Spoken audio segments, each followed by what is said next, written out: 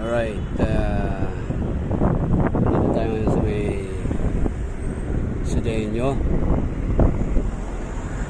corner San Agustin. Ayan, ito San Agustin Street, one way to, galing ka ng Makati Ave papunta ka ng Ayala. Ayan, Valero, one way. Tapos ito naman Sudeño papunta ng ano yan, ng Ayala, Paseo de Rojas. Yan, Paseo de Rojas, yung diretso niya. Alright, Valero, Paseo de Rojas. Yan, one way. Ayan, o. Alright, ayan. Tapos ito two way to. Itong kanto na ito two way. Ayan, ayan yung arrow. Tapos left turn doon, one way yun. Ayan, yung signboard.